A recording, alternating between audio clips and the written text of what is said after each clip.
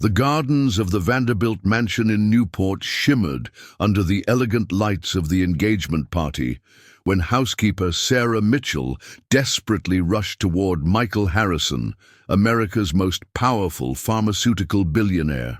The guests stopped in shock as the woman grabbed the champagne flute from the richest man in the country, screaming, "Don't drink that!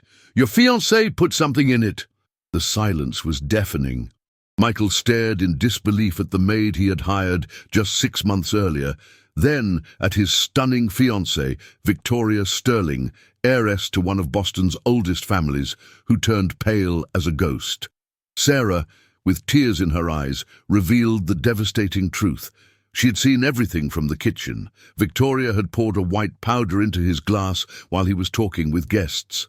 It was the same substance used to kill her first husband 3 years ago. Victoria approached menacingly, but Sarah pulled out a trembling phone, showing she had filmed everything. She also had proof of the previous murder. Michael looked at the glass in his hand, then at the woman he was about to marry, and realized his life was about to change forever. The Vanderbilt Mansion breathed the opulence of old American money that Saturday evening in October, when the crème of society gathered to celebrate the year's most anticipated engagement. Michael Harrison, 42 years old with a fortune estimated at $3 billion from his pharmaceutical empire, was about to marry Victoria Sterling, 35 years of aristocratic beauty and one of Boston's most prestigious surnames. The 19th-century mansion gleamed with golden lights as 200 guests strolled through the perfectly manicured gardens. Politicians, industrialists, old money families and new tech billionaires mingled in a social ballet that only the American elite knew how to orchestrate. Michael, elegant in his custom tuxedo, hid behind his smile that strange unease that had been tormenting him for weeks. Victoria was radiant in her azure silk gown, blonde hair pulled into a perfect chignon, the studied smile of someone born for these stages. The ideal fiancé for a man who had built an empire from nothing, starting from a small pharmacy in Ohio, inherited from his grandfather. But among the service staff moving discreetly through the crowd, one figure observed everything with different attention. Sarah Mitchell, 40 years old, brown hair always pulled back, impeccable black uniform, was the housekeeper Michael had hired 6 months earlier on Victoria's recommendation. A quiet, efficient woman who seemed almost invisible to the guests' eyes. What no one knew was that Sarah harbored a devastating secret. She wasn't a simple housekeeper looking for work. She was the sister of Detective Paul Mitchell, the private investigator who 3 years earlier had discovered Victoria's murder attempt against her first husband, billionaire James Sterling. Paul had died in a mysterious car accident 2 days before presenting evidence to police, but not before sharing everything with his sister. Sarah had spent 3 years seeking justice for Paul, but the evidence had disappeared, and the official version spoke of James's natural death from cardiac arrest. Only she knew the truth. Victoria Sterling was a killer who used poison to eliminate rich husbands, inherit their fortunes, and start over with the next victim. When she learned of the engagement, Sarah understood it was her last chance. She had gotten herself hired as a housekeeper using false documents, with the sole purpose of protecting Michael and finally exposing that woman.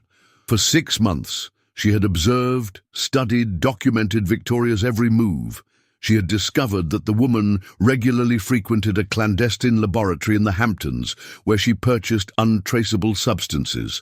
She had photographed meetings, recorded conversations, collected evidence that this time wouldn't mysteriously disappear.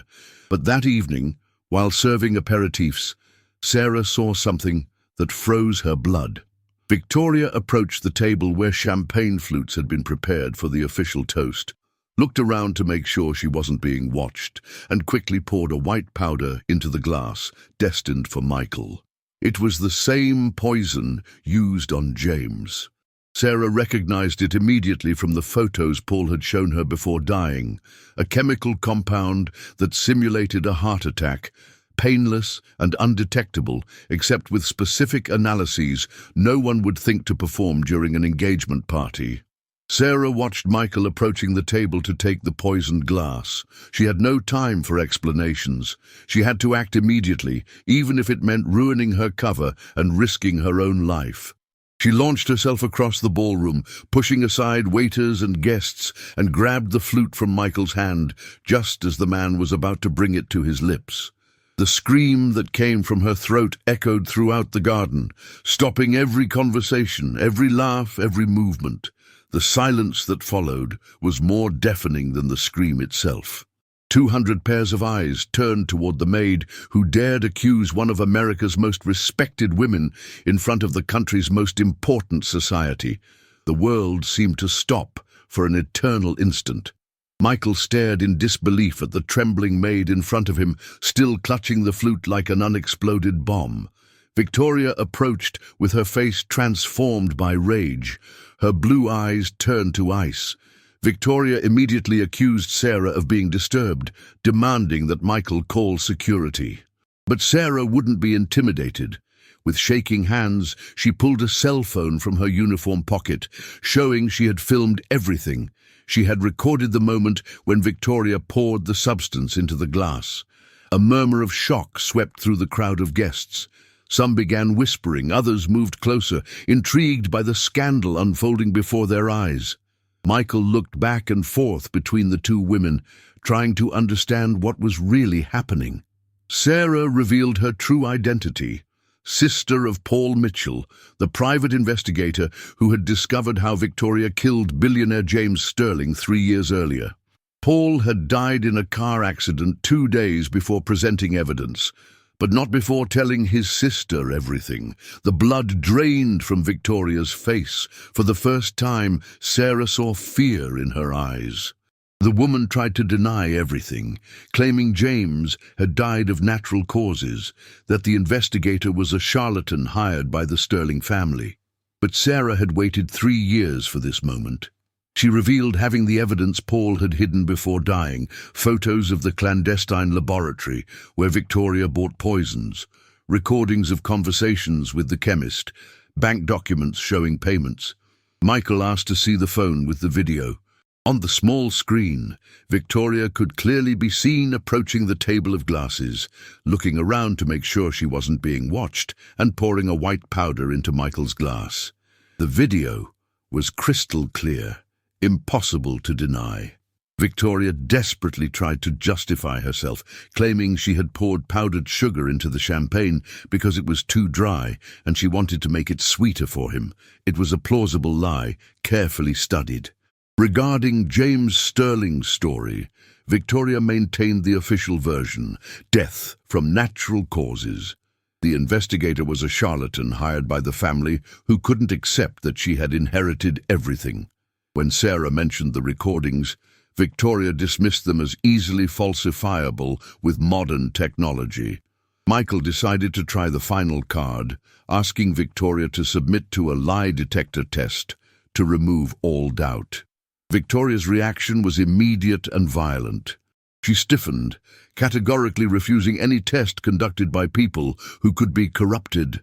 When Michael suggested it be done by the FBI, Victoria lost control. She jumped up from her chair, her face transformed by rage. How dare he question a Sterling? Her family had governed Boston when Michael's grandparents were selling fish at the market. Sarah seized the opportunity to pressure her further. If she was really innocent, why had she married James? Why was she about to marry Michael? It was then that Victoria revealed her true nature. She liked to win, to take what she wanted, and get rid of what she no longer needed. James was a weak man without backbone who let his family walk all over him. He deserved to die. The admission exploded in the air like a gunshot. Victoria realized too late she had said too much, but now the dam was broken. When Michael tried to get her to correct her words, Victoria confirmed exactly what she had said. James Sterling deserved to die, and she had done him the favor of freeing him from his pathetic existence. The recording device hidden in Michael's jacket captured every word. every admission that would forever destroy the image of perfection Victoria had built. That night, in the library of the Vanderbilt Mansion, emptied of shocked guests, Sarah finally revealed the whole truth. From her room, she brought a suitcase full of documents, photos, and recordings that Paul had collected before dying. Paul was the private investigator hired by the Sterling family, who suspected the sudden death wasn't natural. James was 50 years old, in perfect health, exercised regularly. The sudden heart attack convinced no one. The photos showed Victoria entering and leaving a clandestine chemical laboratory in the Hamptons.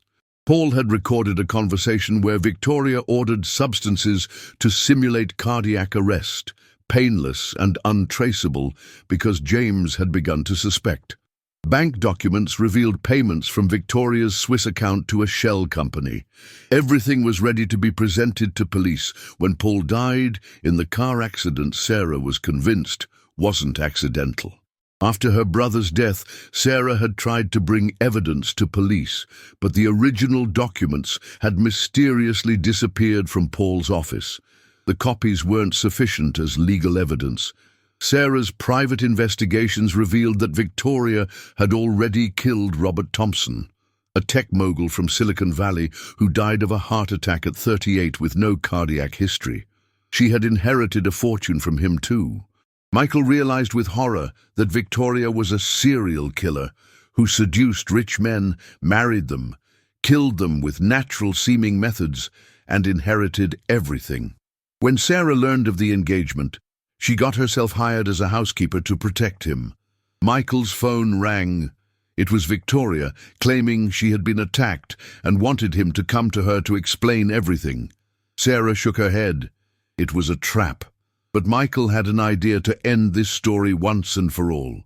An hour later, Michael and Sarah stood before the Sterling family's 19th-century mansion in Boston's Beacon Hill. Michael's plan was simple but risky. Wear a hidden microphone, pretend to believe Victoria's version, and get her to confess everything while recording every word. Sarah had insisted on entering with him. She had watched over Michael for 6 months and didn't intend to leave him alone now. It was their only chance to get Victoria to tell the truth. Victoria welcomed them in the sumptuous entrance hall of the mansion. She had changed clothes and assumed an air of perfectly studied, offended dignity. She led both to the main salon, an immense room decorated with frescoes and period furniture. On the walls hung portraits of Sterling ancestors, including James, who seemed to watch the scene from above. Victoria began her version of events with studied calm.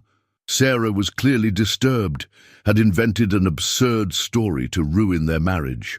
She was probably in love with Michael and couldn't stand the idea of the wedding. When Michael insisted on the video, Victoria claimed she had poured powdered sugar into the champagne because it was too dry, and she wanted to make it sweeter for him. It was a plausible lie, carefully crafted. Regarding James Sterling's story, Victoria maintained the official version: death from natural causes. The investigator was a charlatan hired by the family who couldn't accept that she had inherited everything. When Sarah mentioned recordings, Victoria dismissed them as easily falsifiable with modern technology. Michael decided to try the final card, asking Victoria to submit to a polygraph test to remove all doubt. Victoria's reaction was immediate and violent. She stiffened, categorically refusing any test conducted by people who could be corrupted. When Michael suggested it be done by the FBI, Victoria lost control. She jumped up from the armchair, her face transformed by rage. How dare he question a Sterling? Her family had built Boston when Michael's grandparents were nobody. Enjoying the story? Give it a little like, and don't forget to subscribe. Now then, let's carry on. Sarah seized the opportunity to pressure her further. If she was really innocent, why had she married James? Why was she about to marry Michael? It was then that Victoria revealed her true nature. She liked to win, to take what she wanted and dispose of what she no longer needed. James was a weak man without backbone who let his family control him. He deserved to die. The admission exploded in the air like a pistol shot. Victoria realized too late she had said too much, but now the floodgates were open. When Michael tried to get her to correct her words, Victoria confirmed exactly what she had said. James Sterling deserved to die, and she had done him the favor of liberating him from his pathetic existence. The recording device hidden in Michael's jacket captured every word, every admission that would forever destroy the image of perfection Victoria had constructed. In the hall of Sterling ancestors, surrounded by portraits of centuries of American aristocracy, Victoria was confessing the perfect crime she had harbored for years. Now that the mask had fallen, she no longer tried to hide the truth. She told everything with terrifying detail that revealed her psychopathic nature. James was an idiot who didn't know how lucky he was to have her. He spent his days worrying about his charities and tech investments instead of enjoying the life his wealth guaranteed. The method had been artistic, small doses of digitalis mixed into James's preferred scotch every evening for 3 months. He thought they were episodes of tachycardia due to stress, while his heart was slowly destroying itself. The final dose, the definitive one, she had poured into his drink while they watched a movie. James had died in her arms, whispering how much he loved her. When Michael asked about Robert Thompson, Victoria assumed the air of someone telling an amusing anecdote. That had been her first experiment, less refined, cyanide in his blood pressure medications. It lasted only 2 weeks, but she had learned much from that experience. The motive was simple and terrifying. She did it because she could, because it was easy. Rich men were predictable and stupid when they fell in love. They believed anything, did anything, died thinking it was love.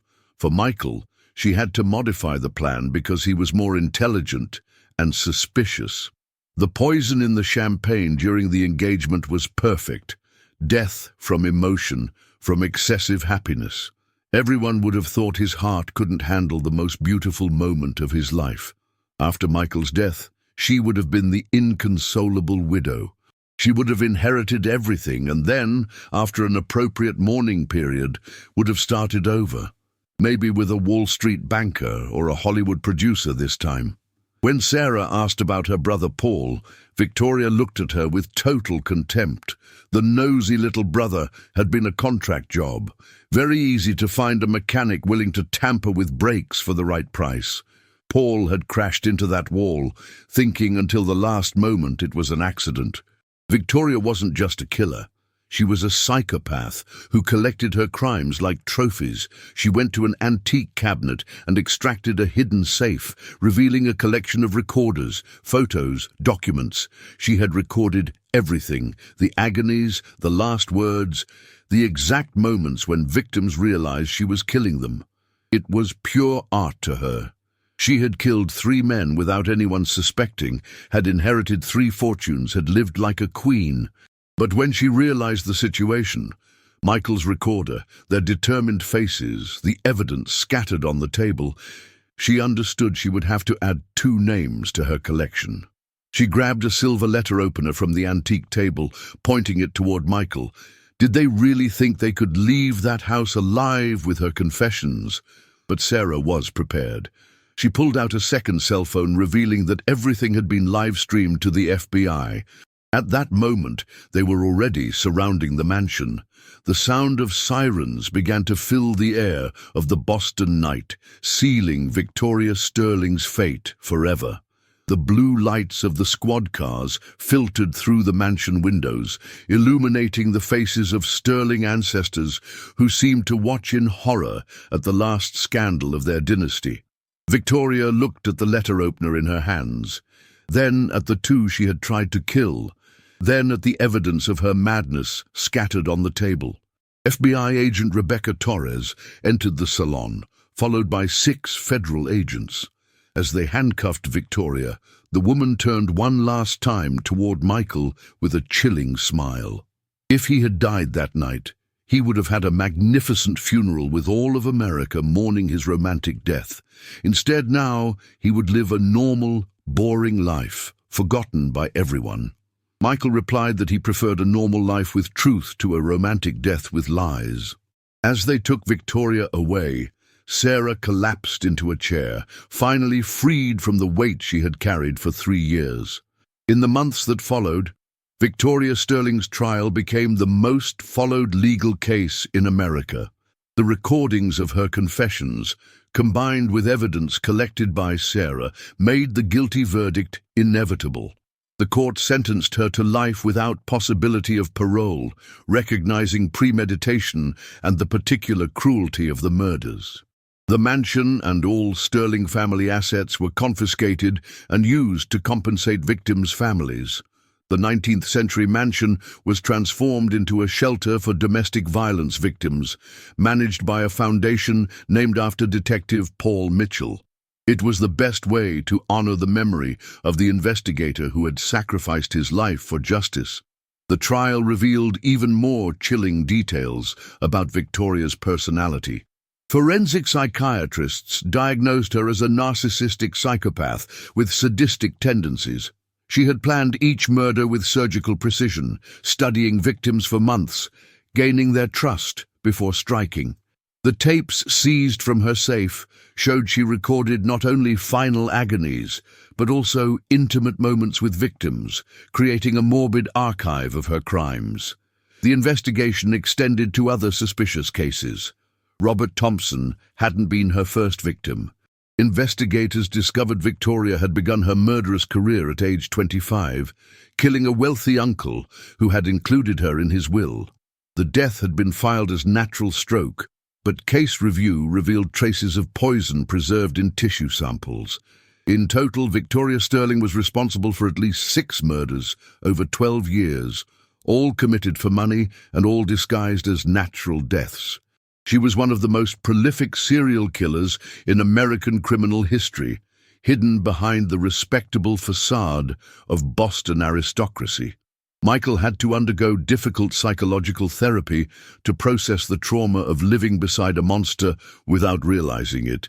He reviewed every moment spent with Victoria, every caress, every declaration of love, understanding everything had been an act to reach his fortune. The guilt of not seeing the signs tormented him, though therapists explained Victoria was such a skilled predator she could fool anyone. Sarah became his anchor during that dark period. The woman who had sacrificed everything to save him proved to be everything Victoria pretended to be. Intelligent, brave, honest, a woman who had risked her life not for money or social prestige, but for justice and true love. Their relationship deepened during the trial months. Sarah stayed by Michael's side, helping him testify, supporting him in moments of breakdown, showing him what it meant to be loved without ulterior motives. Michael discovered that true love had nothing to do with Victoria's refined manipulations, but was made of small daily gestures, sincerity, constant presence in difficult moments. A year after the trial, when Michael asked Sarah to marry him, the ceremony was the exact opposite of the lavish party where everything had begun. They married in a small church in Boston's North End, with few close friends and victims' families who had become like an extended family united by grief and the search for justice. Their marriage was different from everything Michael had experienced with Victoria. There were no acts, masks, or hidden fears, just the authentic love of two people who had found each other through tragedy and chosen to build a life together based on truth and mutual trust. Michael transformed his pharmaceutical company, introducing rigorous ethical protocols and investing massively in antidote research for poisons. He created a laboratory specialized in forensic toxicology that collaborated with law enforcement to identify substances used in crimes like Victoria's. It was his way of transforming trauma into something positive for society. Sarah used her investigative experience to found a security agency specialized in protecting wealthy individuals from potential partners interested only in their fortune. She taught clients to recognize signs of emotional manipulation and conducted thorough background checks on people who frequented her clients. Their story became a case study in criminology and psychology universities, not only for the technical aspect of the crime, but also to demonstrate how one person's courage can unmask years of deception and save innocent lives. Sarah received recognition from law enforcement for helping stop one of America's most dangerous serial killers. 5 years after Victoria's conviction, Michael and Sarah had their first child. They named him Paul, in honor of the investigator who had sacrificed his life for truth. When the boy was old enough to understand, they told him the story of how they met, not a romantic fairy tale, but a true story of courage, justice, and love born from tragedy's ashes.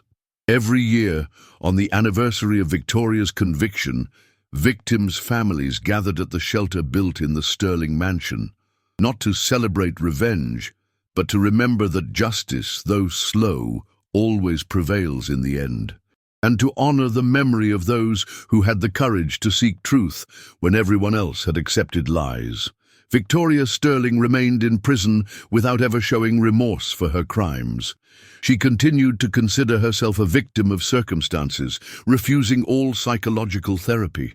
But her reign of terror was over forever, thanks to the courage of a housekeeper who had screamed the truth at the right moment. And every time Michael and Sarah toasted together, they remembered that evening at the Vanderbilt Mansion when everything changed. They hadn't just survived evil, but had transformed that experience into the foundation of a love stronger and truer than anything Victoria could ever have faked. Their story became legend in American high society, not for the scandal, but for the demonstration that authentic love can be born even from the darkest situations, when two brave souls choose truth over convenience. The Paul Mitchell Foundation, established with Victoria's confiscated assets, became a model for victim advocacy nationwide. It not only provided legal support for families of serial killers' victims, but also trained law enforcement in recognizing patterns of serial domestic violence. Sarah served on the board, using her experience to help other families find justice. Michael's pharmaceutical company pioneered new detection methods for exotic poisons, working closely with the CDC and FBI. Their research helped solve dozens of cold cases across the country where suspicious deaths had been attributed to natural causes. The Harrison-Mitchell detection protocol became standard procedure in forensic laboratories nationwide. The mansion-turned-shelter saved hundreds of women from abusive relationships. Many residents were wealthy women who, like Michael, had nearly fallen victim to predators targeting their money. The facility offered not just safety, but education on financial protection and psychological manipulation tactics. 10 years after that fateful night, Michael and Sarah's foundation had prevented an estimated 50 potential murders by identifying and prosecuting would-be killers before they could strike. Their work attracted international attention, with European law enforcement agencies adopting their screening protocols. Sarah often spoke at conferences about trusting instincts and speaking up when something feels wrong. Her message resonated globally. Sometimes the person who seems least important, a housekeeper, a nurse, a neighbor, is the one who can save a life by simply having the courage to say, "Something's not right here." The Sterling case also revolutionized how law enforcement investigated natural deaths among the wealthy. No longer could expensive lawyers and social standing provide immunity from thorough investigation. Every suspicious death now triggered protocols that might have saved Victoria's earlier victims. Michael never forgot the lesson of that night. Wealth without wisdom was worthless, and true love couldn't be bought, only earned through authenticity and courage. The man who once measured success in billions now measured it in lives saved and justice served. Like, if you believe truth always defeats deception, comment and share. If you've ever had to risk everything to save someone, share to honor those who have the courage to expose crimes. Subscribe for more stories of justice and true love. Sometimes true love is born when someone risks everything to save you. Sometimes justice comes through the most unexpected people, and sometimes all it takes is the courage to scream the truth to change everyone's destiny.